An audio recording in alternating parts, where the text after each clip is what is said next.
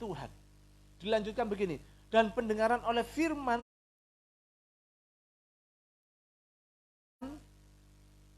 Kristus. Jadi iman timbul dari pendengaran dan pendengaran oleh firman Kristus. Pendengaran oleh firman. Firman di sini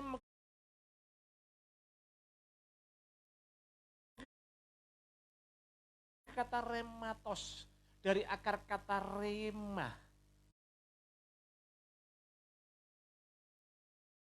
Ketika saudara membaca Alkitab berupa logos, hanya tulisan, lalu di situ saudara tahu, saudara tangkap, oh ini Tuhan sedang berbicara.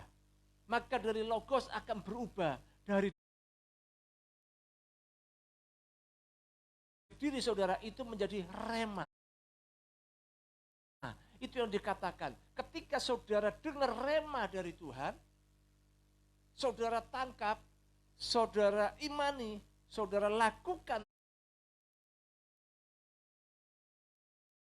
perintahnya Tuhan, jadilah itu. Ya, ini saudara harus tahu ini lebih dulu. Nah, hari ini saya akan bawa saudara dalam perenungan yang terjadi dari sejarah kebangkitan Israel yang dialami oleh seorang nabi besar yang bernama Yehezkiel. Yehezkiel pasal yang ke-37 ayat pertama sampai ayat yang ke-10. Saudara bisa pelajari. Kalau saudara mau merenungkan ayat ini banyak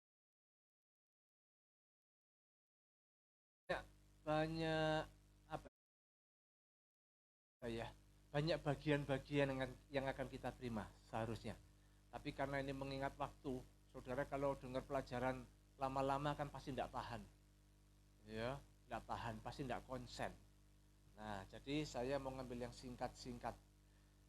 Yehezkiel 37 ayat pertama dikatakan begini, lalu kekuasaan Tuhan meliputi aku dan ia membawa aku keluar dengan perantaraan rohnya dan menempatkan aku di tengah-tengah lembah. Dan lembah ini penuh dengan tulang-tulang. Ini penglihatan ya. Nabi Yehezkiel ini mendapat penglihatan dari Tuhan. Kata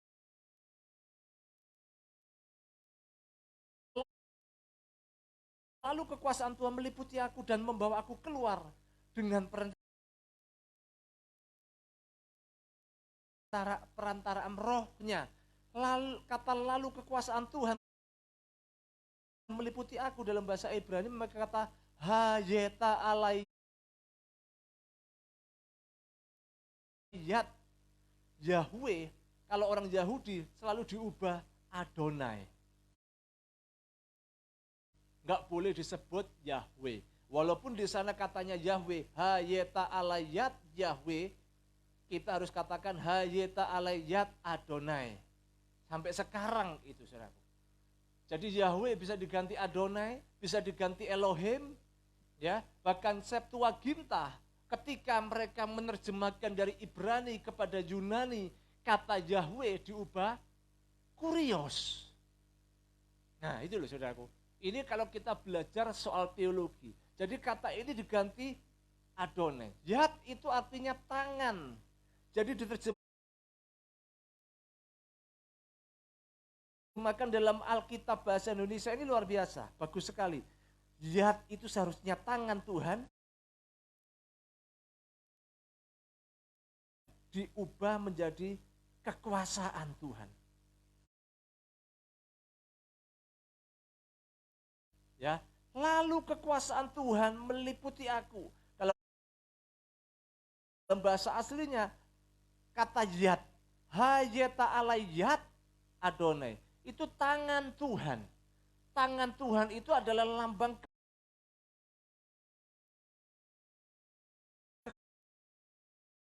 kekuasaan dari Tuhan.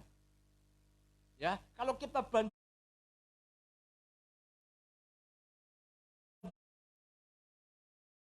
kita mundur dalam Kejadian pasal 1 ayat yang kedua, saudaraku.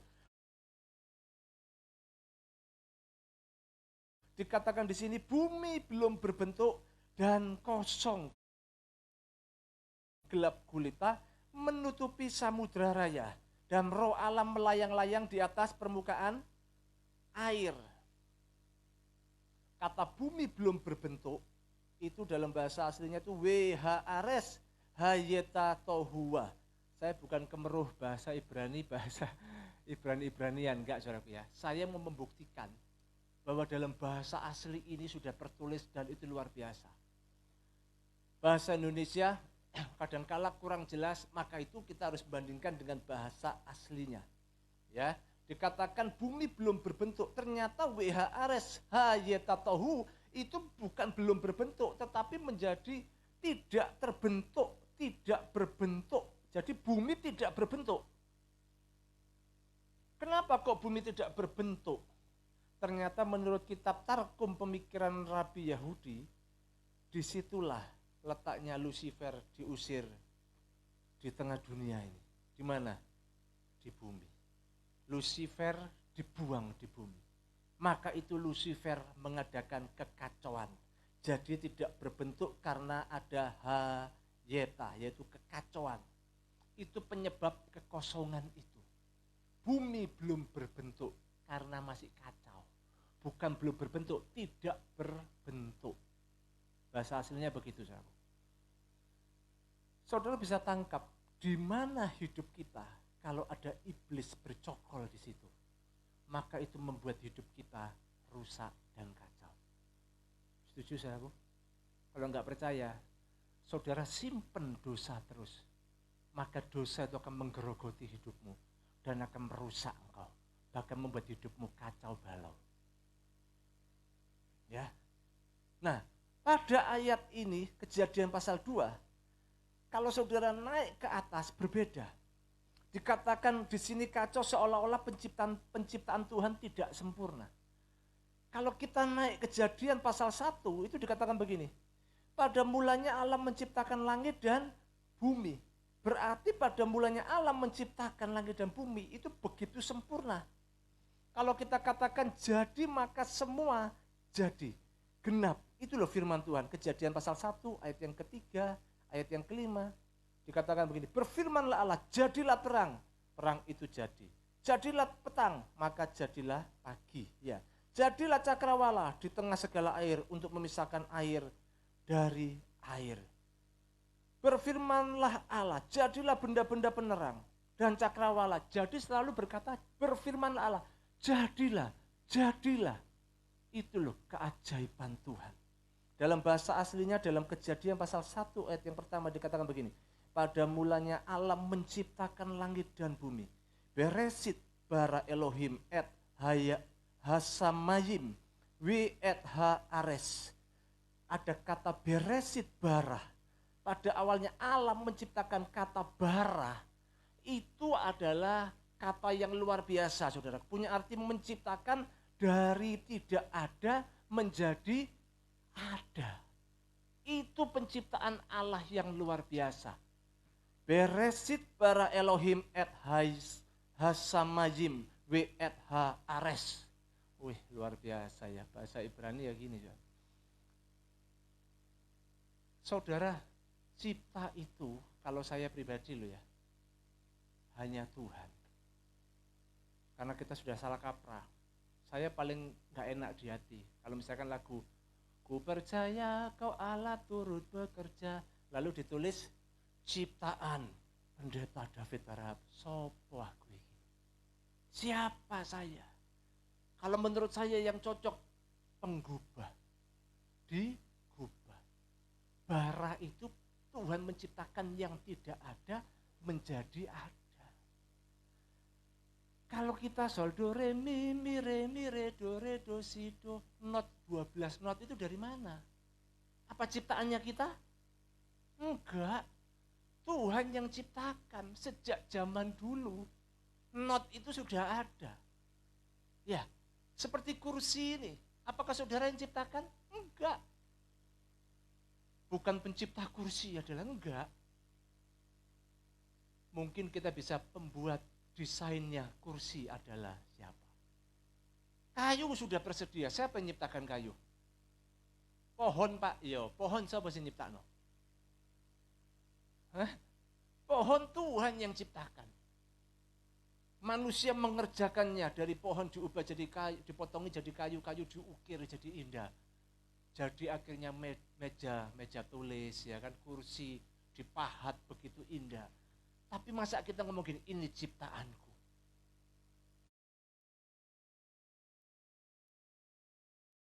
Kalau saya sih rasanya nggak layak ya, ngomong begitu. Yang layak menyandang pencipta hanya satu, Tuhan. Yang tidak ada menjadi ada. Yang tidak mungkin menjadi mungkin. Amin. Jadi pada Kejadian pasal 1 ayat yang kedua itu beda. Ayat yang kedua seolah-olah menunjukkan Tuhan tidak sempurna menciptakan. Padahal di ayat pertama sudah dikatakan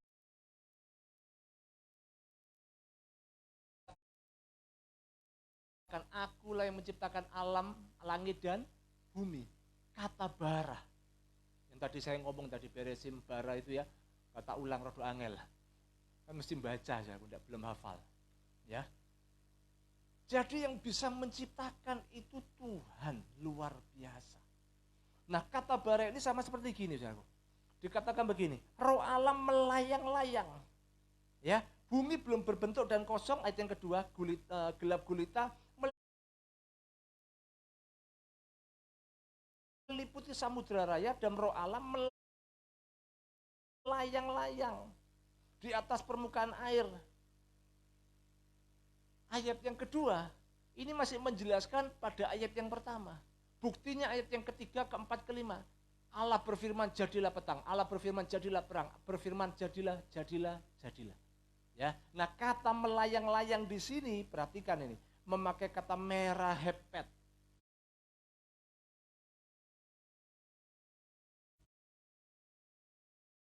Merah hepet itu artinya apa? Saya ambil ilustrasinya begini. Seperti ayam itu, induk ayam sedang mengerami telur. Telur itu kan kalau kita lihat telur ya telur, ya. Sepertinya benda mati yang bukan hidup. Tapi ketika telur ayam itu dirami terus sama induk ayam, tiba waktunya netes. Jadi apa?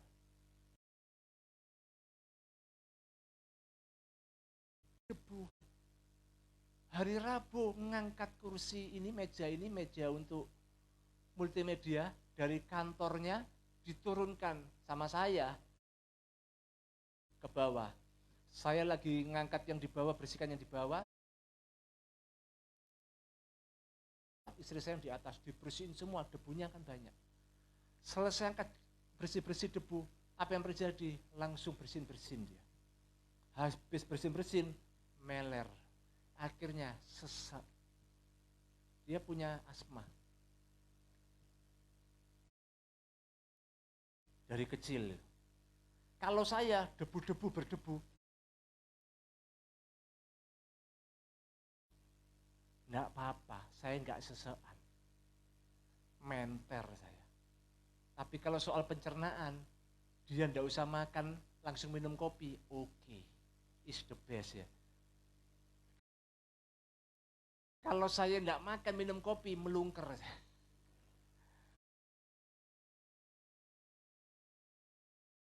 Setiap kulit kita punya kelemahan masing-masing.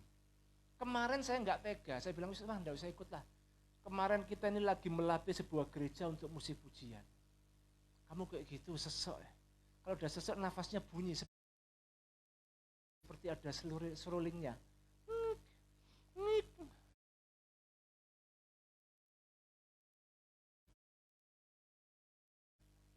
Saya nggak bisa gini, apa sih meneng apa? Nggak bisa, tambah stres ya kan. Ya saya cuman aduh sedih loh. Suami mendengar istri seperti itu kan sedih. Ya, dan saya tahu sejak kecil dulu. Saya sempat gini dulu, ini masih pacaran, tak buka rahasia kan. Masih pacaran, aduh, ini belum menikah kok ngik-ngik gini ya. Wah, guyon ngekel-ngekel memel kalau sudah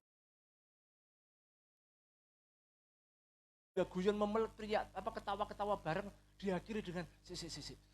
Aduh, iki lek opo iki rek. Mau tak tinggal, tapi karena cinta, enggak tega saya. Kalau saya tinggal bisa enggak? Orang belum janur kuning itu, janur melengkung belum. Boleh enggak? Boleh. Cinta saya ini manusia yang terbatas. Saya ngeliat, aduh, maksud tak tinggal rek, Maria. Ya sudahlah, aku percaya dalam nama Yesus pasti sembuh dia. Pasti sembuh, sampai sekarang juga sembuh-sembuh ya. Saya bilang tadi malam, Isma kamu istirahat di rumah. Jawabannya apa? Kamu cek tegon ninggal aku di rumah. Tego kamu ninggal aku di rumah. Loh, kok kualik itu? Rasanya dunia ini kualik. Orang ini mau latihan vokal juga dia ngelatih. Saya ini lihat dia nggak tego, tapi dia ngomong kamu cek tegonya. Aku ditinggal. Aku bisa kok. Enggak apa-apa kamu. Enggak apa-apa, bisa. Ya sudah, ikut. Saudara tahu, waktu dia ngelatih vokal, kan latihan alto sampai mezzo-sopran ke sopran. Saudara enggak ngerti itu kan. Kalau sopran itu sampai di la nadanya. Jadi do re mi fa sol la si do re mi fa sol la, begitu kan. Sudah enggak kuat saya, sampai la. Dia sesek begitu bisa sampai lah. Kaget. Saya bilang, kamu kok jadi kuat ya? Mujizat. Lihat. Ketika di mimbar, kuat. Enggak ada ngik-ngiknya, enggak ada. Seseknya enggak ada. Bahkan begitu pulang dari pelayanan, langsung kadiasa.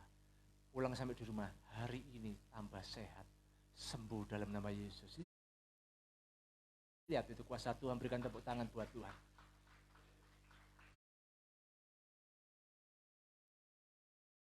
Jangan konsentrasi kepada kelemahanmu.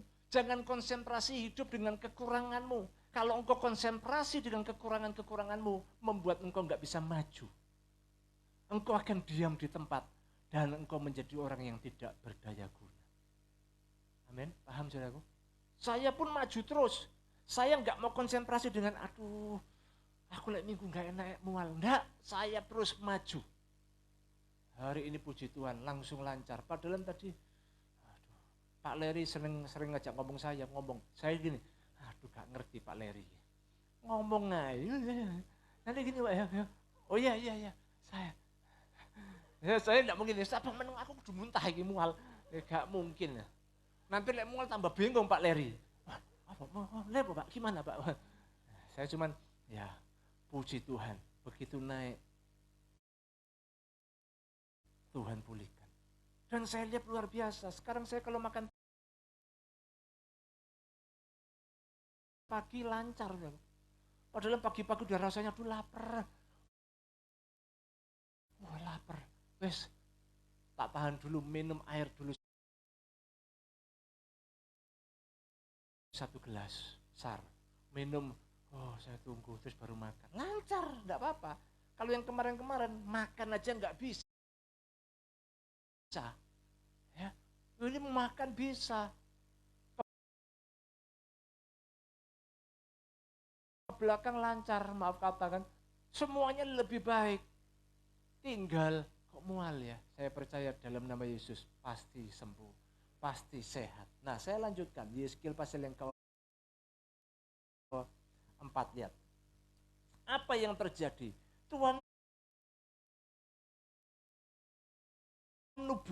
Tuhan memberikan penglihatan apa sama Yeskiel. Lalu firman-Nya kepada aku, perhatikan, ayat yang ke-4, bernubuatlah mengenai tulang-tulang ini, katakanlah kepadanya, hai tulang-tulang yang kering, dengarlah firman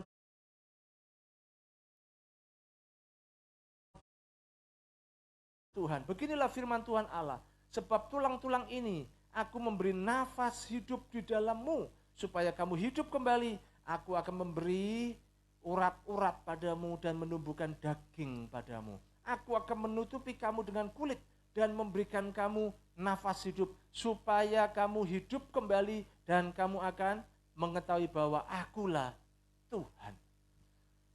Jadi Yehezkiel dihadapkan mimpi, sebuah mimpi yang menakutkan. Ketemu tulang-tulang kering yang sudah mati, tidak berdaya. Tapi perintah Tuhan atas Yehezkiel. Ayo bernubuatlah, katakan, hei tulang-tulang yang kering, ayo. Aku akan memberi nafas hidup, ayo. Katakan itu. Ketika Yehezkiel mengatakan itu, dikatakan urat-urat padamu akan menumbuhkan daging padamu. Itu semuanya urat-urat mulai tumbuh. Nafas hidup mulai diberikan. Akhirnya apa? Mereka hidup kembali. Ayat yang ke-7. Lalu aku bernubuat seperti yang diperintahkan kepadaku. Dan segera sesudah aku bernubuat, kedengarlah apa? Suara sungguh, suatu suara berderak-derak. Dan tulang-tulang itu bertemu satu sama lain. Sedang aku mengamatinya. Lihat, urat-urat ada dan daging tumbuh padanya. Kemudian kulit menutupinya, tetapi mereka belum bernafas. Sudah bergerak. Kalau saudara baca kisah ini, saudara harus tahu latar belakangnya. Kisah ini mengisahkan tentang umat Israel pada waktu itu mengalami masa yang paling suram, paling kelam di dalam sejarah, yaitu pada tahun 587 sebelum Masehi, jadi sebelum Yesus lahir. Kota Yerusalem dihancurkan, kerajaan Yehuda di utara dihancurkan. Dan orang-orang Yahudi, umat Tuhan dibawa untuk menjadi budak belian. Jadi sangat menderita, mereka sengsara jadikan budak. Sehingga mereka mengalami masa yang paling kelam, tidak ada jalan keluar. Tidak ada kelepasan, mereka dikuasai oleh keputusasaan. Dan inilah yang digambarkan dalam perikop ini, dalam bahasa yang sangat indah. Saudara bisa bayangkan, jadi umat Israel mengalami kekeringan, tulangnya sudah banyak yang mati. Yehezkiel mengalami pada zaman itu, pada masa-masa sukar itu, masa sukar yang luar biasa. Dia tidak bisa melepaskan diri, bahkan ia pun terlibat. Dan juga mengalami masa yang putus asa. Tidak ada harapan. Hari ini mungkin kita mengalami seperti itu. Tulangmu sudah mulai kering, semangatmu sudah mulai padam. Engkau sudah lemes, sudah tidak berdaya. Ya, yang sakit berkata, aku kok sakit tidak sembuh-sembuh. Sudah mau apa kalau Tuhan izinkan? Berperanglah terus. Tanya Tuhan, instruksi Tuhan gimana? Karena Tuhan tidak merencanakan aku untuk sakit. Tuhan selalu merancang hidupku untuk sehat. Amin. Ayo bangkit, keluar dari tidak nyamanmu. Tulang yang kering, Alkitab mencatat dengan perkataan seorang nabi bernubuat dengan apa yang diperintahkan oleh Tuhan. Hei tulang-tulang kering, bangkitlah. Ya. Urat-urat tumbuhlah. Daging-daging tumbuhlah. Mereka langsung bergerak semuanya. Tulang kering aja bisa diperintah sama Tuhan. Sama firman Tuhan. Jadi kalau saudara memuji menyembah Tuhan, jangan pernah lupa ya. Maka itu datang jangan terlambat. Itu kesempatan saudara memuji menyembah Tuhan di rumah Tuhan. Lalu saudara bernubuatlah akan dirimu. Bernubuatlah. Berkati dirimu. Aku percaya oleh bilur Yesus, Tuhan berkati aku. Tuhan berkati masa depan anak-anakku. Bernubuatlah ketika kau memuji menyembah Tuhan. Karena roh Allah sedang melayang-layang ketika kita memuji menyembah Tuhan. Lagunya tadi kan soal melayang-layang.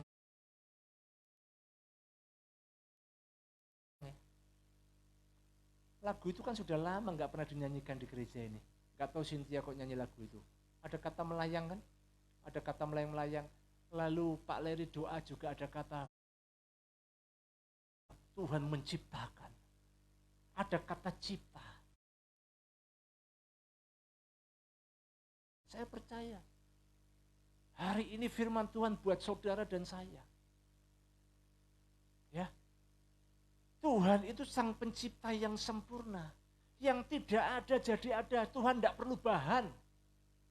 Kita perlu bahan. Kalau kita tidak punya bahan, mintalah bahan kepada Sang Pencipta.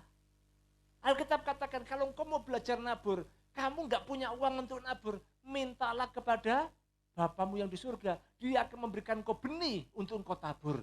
Ada benih yang engkau tabur, ada yang engkau harus makan. Ya kan?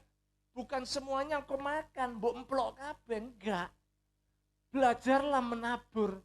Kalau enggak bisa, Tuhan enggak punya untuk nabur, Tuhan minta out Tuhan. Tuhan sanggup memberi yang tidak ada jadi ada. Tapi ketika engkau dikasih benih untuk menabur, ingat baik-baik, jangan kepake. Lek dikei Tuhan benih menabur, kepake, katutan terus. Kalau imannya terus ngomong katutan terus, saudara tidak akan pernah belajar. Tidak akan pernah lepas dari kesulitan keuangan. Ya, kami ini sebagai hamba Tuhan, saya gembala.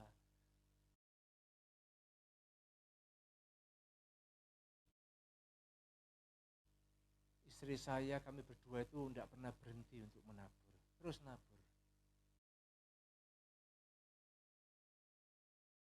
Alkitab mengajari kita menabur dengan apa yang ada padamu.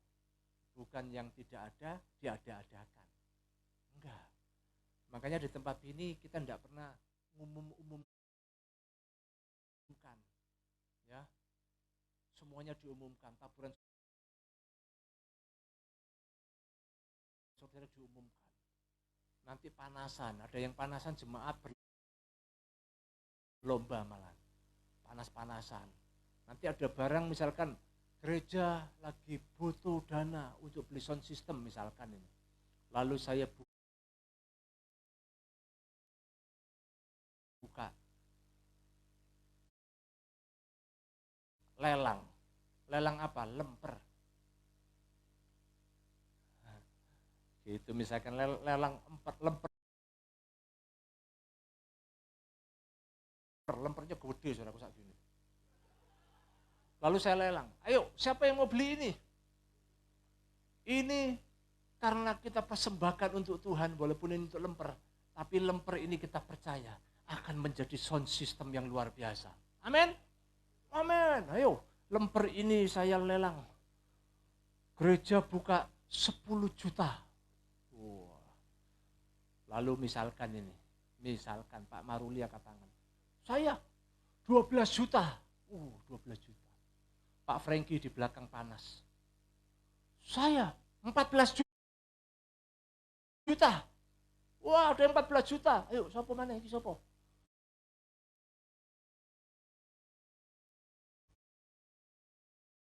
Pak Hartono mendidih di hati. 14 juta. Piro mah? Cuma mau kalah, masuk kalah. 18. 18 juta. Siapa lagi yang mau? Gak ada yang mau. Hari ini lemper ini dimenangkan oleh keluarga Pak Hartono. Berikan tepuk tangan. 18 juta lemper sak meneh gede ini. Kami dari dulu nggak pernah model begitu, saudara ya. Nggak pernah. Nanti saudara memberikan persembahan bukan dengan hati yang tulus, bukan dengan apa yang ada, tapi karena tidak mau kalah. Bahaya, saya nggak mau begitu. Firman Tuhan kan ngajari kita, beri dengan apa yang ada, berilah dengan rela. Lalu yang ketiga, berilah tangan kanan memberi, tangan kiri jangan tahu. Kalau diumumkan di depan semua orang, semua kan tahu. Ya, semua orang tahu. Nah itu loh saudaraku. Jadi ini urusan pribadi saudara sama Tuhan. Jadi ketika saudara dengar firman Tuhan, saudara tangkap firman Tuhan. Oh ini rema untuk aku.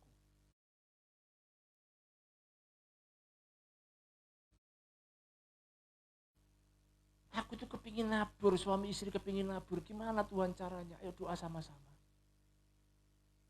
Makanya saudara sebelum menabur, belajarlah memberi persepuluhan dulu. Ya, persepuluhan masih bolong-bolong mau menabur dari mana? Nanti akhirnya naburnya pakai uang persepuluhan. Lola podo ae saudaraku. Gak ngasih perpuluhan, gak nabur. Padahal nabur sama persepuluhan beda. Beda. Persepuluhan itu 1/10, saudara kasih. Wah rasanya berat, loh enggak apa-apa, itu latihan supaya saudara menjadi orang yang tidak pelit bin medit. Nah, ya toh, pelit bin medit susah ini. Ya. Nanti saudara terima 500.000, per bulannya berapa? 50 enteng. Ya. Tapi orang lagi mepet 50.000 itu gede. Ya. Tapi begitu Tuhan kasih 5 juta, per bulannya berapa? 500, ngasih enggak? Kasih enteng. Begitu Tuhan kasih 20 juta, per bulannya berapa? Wah. Saya enggak sebut namanya. Ada yang baru naik haji itu, gitu, dapat hadiah dari Pertamina itu, naik haji, tapi enggak suami istri enggak naik haji. Dia berdoa. Naik umroh ya. Umroh naik haji beda ya? Oh beda, oh maafkan, tak pikir naik haji. Umroh, akhirnya berdoa minta mentanya. Begitu dapat mentanya, 65 atau 60 itu ya. Ya antara itu, jadi besar loh, 60 aja besar toh, 65 besar. Mereka tetap kasih persepuluhan tuh. Kira-kira kalau saudara dapat dari Pertamina dapat 60 juta, mungkin perpuluhan enggak, jawaban dewek. Puji Tuhan, wah kira 6 juta yo. Wah 6 juta, ini lumayan loh. 6 juta bisa dibelikan apa ya? Pentol berapa rombong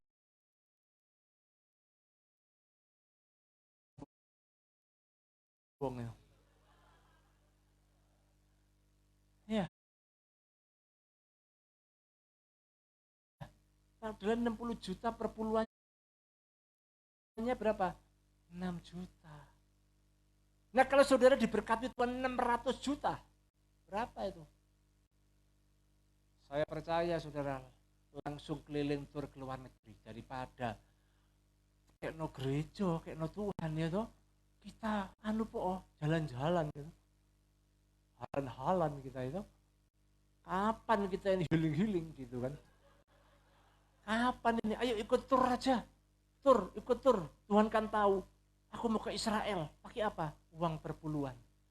Nanti di sana terima kasih Tuhan, terima kasih. Aduh, saya percaya model begini, saudara tidak bisa dipercaya sama Tuhan. Ya, Tuhan itu pencipta alam semesta yang tidak ada, Tuhan sanggup ciptakan jadi ada karena Dia Maha Pencipta. Bara.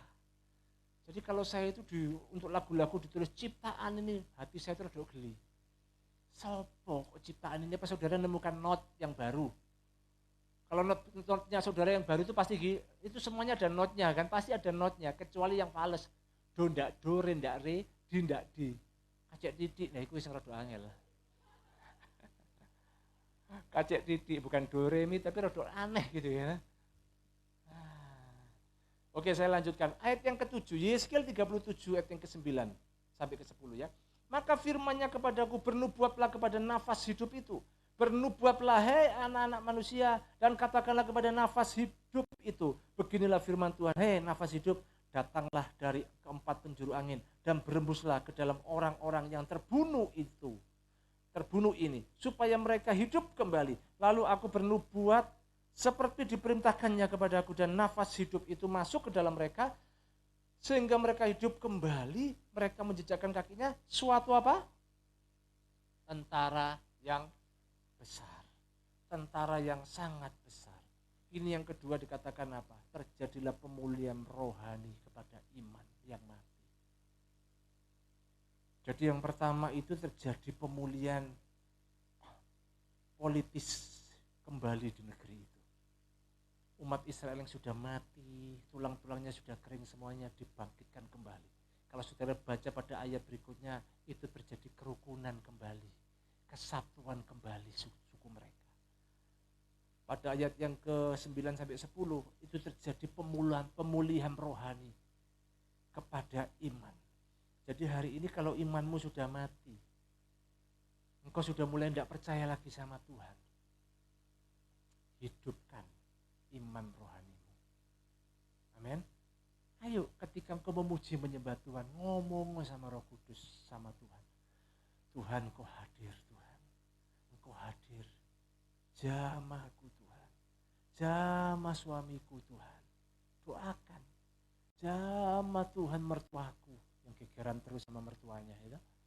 Apapun itu doakan, disinilah tempatnya. Allah bertata di atas pujian penyembahan. Roh Allah melayang-layang. Siap menolong saudara. Ayo, doa. Yang ngomong aku sudah terikat, tidak bisa lepas. Jangan batasi kuasa Tuhan. Ngomong sama Tuhan, aku mau dipulihkan sama Tuhan. Pulihkan aku Tuhan.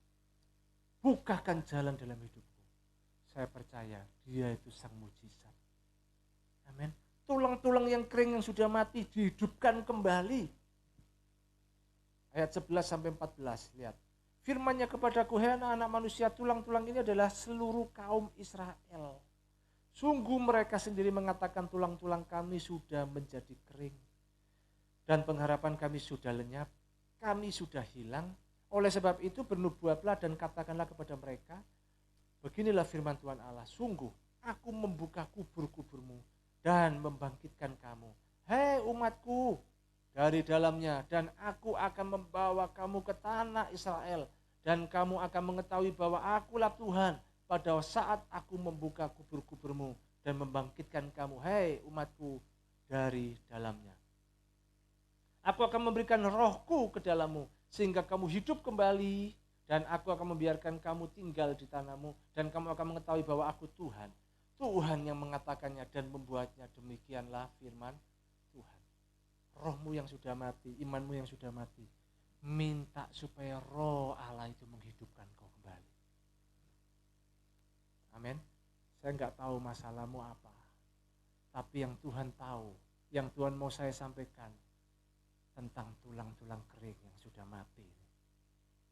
Berarti kalau saya simpulkan ada banyak yang mengalami tulang-tulang mulai kering, semangat mulai padam, mulai mati rohmu. Ayo, hidupkan kembali manusia roh. Amin. Apapun yang kau alami, saya percaya Tuhan Yesus tetap setia. Saya undang para pemain musik, para imam Tuhan bisa maju ke depan. Lihat kesetiaan Tuhan. Tuhan tidak akan pernah tinggalkan saudara dan saya. Sekalipun masa-masa pandemi seperti ini. Lihat, saudaraku ya. Ini kalau dihitung-hitung yang ngeri.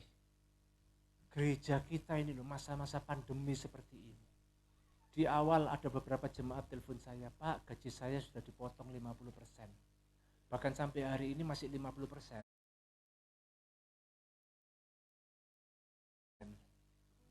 Ya. Terus ada yang bilang, Pak, saya di PHK, Pak, tidak punya kerjaan. Pak, ini Pak, pikiran saya apa yang terjadi? Kalau semua di PHK, banyak di PHK, kurang penghasilan kurang, berarti perpuluhannya pasti kurang. Cicilan ruko tidak bisa kurang. Tetap, ya kan? Saya cuma berserah sama Tuhan, Tuhan gimana nih Tuhan, tolong umatmu, Tuhan berkati semuanya. Di awal-awal kok bisa Tuhan itu loh kirim dari tempat yang jauh. Jemaat Narwas Mujizat yang sudah lama gak pernah datang, gak pernah hubungan lagi. Yang tinggalnya di Papua, tiba-tiba kirim uang dari Papua. Kok bisa? Dari Makassar kirim uang.